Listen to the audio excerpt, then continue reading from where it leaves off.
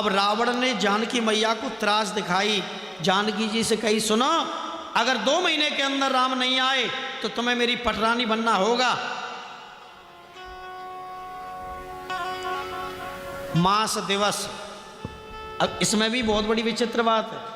तुलसीकृत रामायण के आधार पर 2 महीने का समय दे रहे हैं रावण, और वाल्मीकि रामायण के आधार पर 1 महीने का समय है।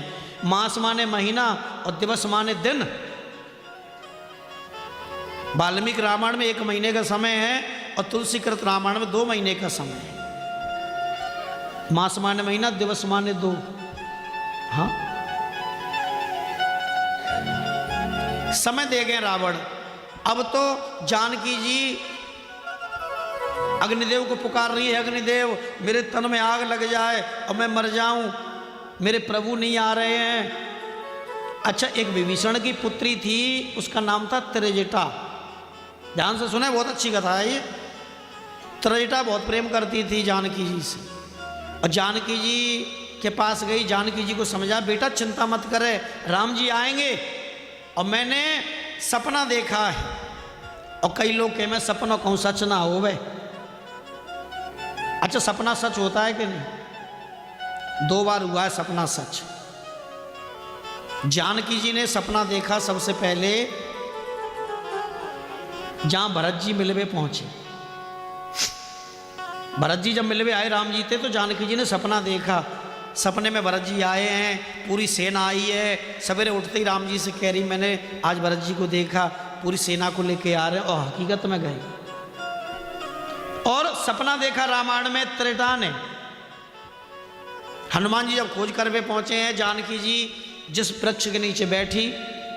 अब आप लोग ध्यान देंगे कि जानकी जी जिस पेड़ के नीचे बैठी थी, वो पेड़ काय का था?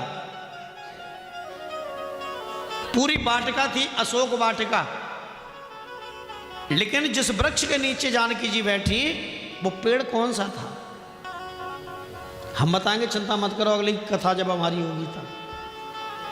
अभी तो सोचो विचार करियो, सुनो कथा। तो उसी पेड़ पर जाकर के हनुमान जी बैठे। अब त्रेता समझा रही है, चिंता मत करो जानकी जी, मैंने आज सपना देखा, सपने में एक बंदर आयो, सपने बानर लंका जारी। सपने में एक बंदर आयो, अब वो लंका में आग लगा के चलो गए। जब लंका में आग लगा के चलो गए हो कि हाँ मैंने देखा है। अब हनुमान जी विचार कर रहे हैं कि लंका में बंदर तो मैं ही आया हूं, और राम जी ने तो मुझे केवल खोज के लिए भेजा है, और जो राक्षसी कह रही है कि सपने बानर लंका जारी। अगर राम जी का आदेश होता कि लंका को जला के आना, तो कछु ना कछु सौदा में लेके आ। तो भाई जलावे का है तो तेल चाहिए, कपड़ा चाहिए, माचिस चाहिए, वैसी आग थोड़ी लग जाए। और त्रेता कह रही है कि सपने बानर लंका जारी। हनुमान जी बोले जो कुछ होगा सो देखेंगे। अब त्रेता जब वहाँ से गई तो हनुमान जी नीचे उतर के आए, मैया को प्रणाम किया। मैया मैं रामदूत हूँ। जब उन्होंने कहा कि मैं रामदूत, जानकी जी बोली यहाँ तो नमक भेष बना के हमें, मैं कैसे मान लूँ तुम रामदूत हो? तो हनुमान जी ने बड़े सुंदर शब्दों में कहा कि रामदूत में मात जानकी और सत्य शपथ करुणा निधान की। ये करुणा निधान नाम केवल जानकी जी जानती हैं बस। करुणा निधान नाम दिया था पार्वती ने जानकी जी को। मन जाए राचो मिले सोवर सहज सुंदर सांवरो करुणा निधान। बेटा तेरा पति करुणा निधान होगा, तो करुणा निधान नाम को केवल जानकी जी जानती थी। और हनुमान जी ने कही रामदूत में मात जानकी सत्य शपथ करुणा निधान की। मैं करुणा निधान की सौगंध खाऊं मैया, मैं रामदूत। मैया भूख लग रही है। और देखो मैया ने कितनी सुंदर बात कही, इतना लंबा समुद्र पार कर गया है बेटा, तुम्हें भूख नहीं लगी? हनुमान जी बोले मैया भूख मुझे नहीं लगी। क्यों? क्योंकि भूख उसको लगती है जिसका मुंह खुला, और मेरे मुंह में तो राम नाम की मुद्री थी, और जिसके मुख में राम नाम बैठा हो उसे भूख लग कहाँ सकती है?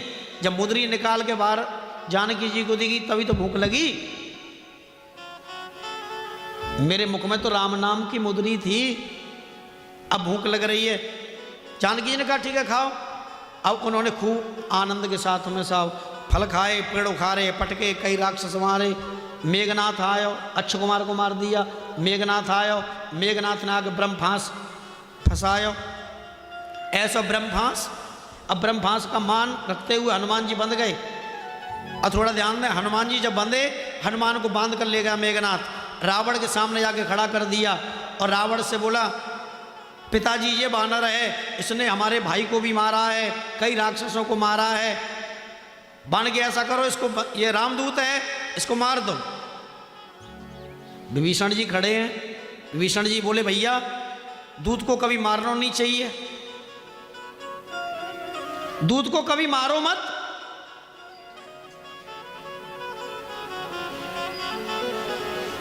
उन्होंने कहा इन्होंने तो इतना काम खराब किया, कई सेना के लोगों को मार दिया, मेरे बेटे को भी मारा, तुम कहते हो मारो मत।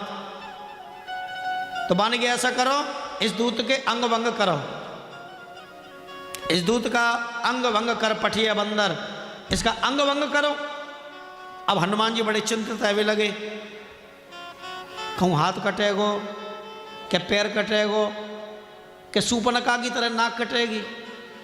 और नाक कट गई क्योंकि रावण को याद आ गई कि मेरी बहन की नाक कटी है, और जाने मेरी नाक काट दी तो मैं फिर मुँह दिखावे लायक नहीं रहूँगा। अंग भंग कर पठिया बंदर। हनुमान जी बड़े चिंतित। अब हनुमान जी ने कछु सोचो नहीं, बानी अंग कटेगो याते बढ़िया, तो उन्होंने पूंछ उठाई और पूंछ को उठा उठा करके बार बार चूम रहे हनुमान जी पूंछ।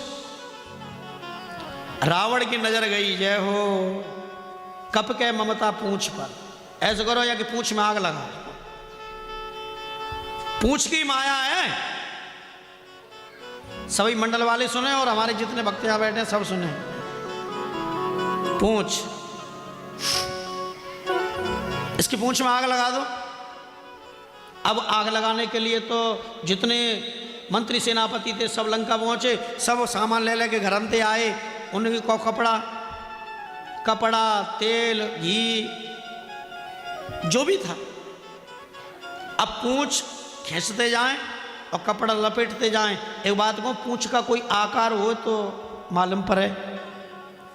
इतनी लंबी पूंछ बढ़ाई हनुमान जी ने कि लंका में जितने भी कपड़े थे सब कपड़े लग गए, जितना तेल था सब तेल लगा।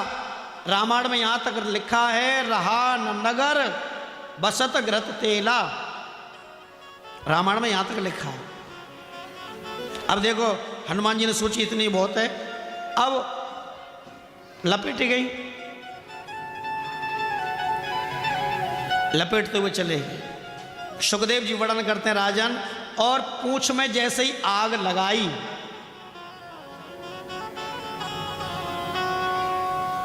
क्या बात है, ध्यान से सुने सभी। अब पूंछ में जैसे ही आग लगाई तो अब हनुमान जी ने विचार बनाया कि पूंछ में आग तो लग गई, अब न घूम ले। हाँ, अब पूंछ को उठा करके हनुमान जी उलट पलट सब लंका जारी, उछलें कूदें, बंदर तो हैं, और जहां बैठ जाए वहीं आग लगा दें।